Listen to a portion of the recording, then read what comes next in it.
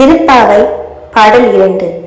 வையத்து வாழ்வீர்கள் நாமும் நம் பாவைக்கு செய்யும் கிரிசைகள் கேளீரோ பார்க்கடலுள் பையத்துயின்றி பரமன் அடிப்பாடி நெய்யுண்ணோம் பாலுண்ணோம் நாட்காலே நீராடி மையிட்டு எழுதோம் மலரிட்டு நாம் முடியோம் செய்யாதென செய்யோம் தீக்குறளை சென்றோதோம் ஐயமும் பிச்சையும் ஆந்தனையும் கை காட்டி உய்யுமாறென்றி உகந்தேலோர் எம்பாவாய்.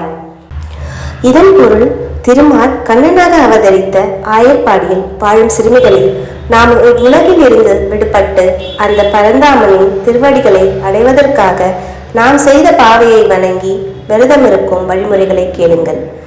நெய் உண்ணக்கூடாது, பால் குடிக்கக்கூடாது, அதிகாலையிலேயே நீராடிவிட வேண்டும், கண்ணில் மை தீட்டக்கூடாது, கூந்தலில் மலர் சூடக்கூடாது. மார்கழியில் பூக்கும் மலர்கள் அனைத்தும் மாலவனுக்கே சொந்தம். தீய செயல்களை மனதாலும் நினைக்கக்கூடாது. தீய சொற்களை சொல்வது கூட பாவம் என்பதால் பிறரை பற்றி கோல் சொல்லக்கூடாது. இல்லாதவர்களுக்கும் துறவிகளுக்கும் ஞானிகளுக்கும் அவர்கள் போதும் என்று சொல்லும் அளவு தர்மம் செய்ய வேண்டும். ஒரு செயலில் வெற்றி பெற கட்டுப்பாடு மிகவும் அவசியம். வாயை கட்டி போட்டால் மனம் கட்டுப்படும், மனம் கட்டுப்பட்டால் கடவுள் கண்ணுக்கு தெரிவான். அதனால் தான் பாவை நோம்பின் போது நெய், பால் முதலியவற்றை தவிர்த்து உடலை காப்பதுடன் தீய சொற்கள் தீய செயல்களை தவிர்த்து மனதையும் சுத்தமாக்குவதையும் கடமையாக்குகிறாள் ஆண்டாள். இந்த பாடல் 107வது திருப்பதியான திருப்பார்க்கடல் குறித்து பாடப்படுகிறது.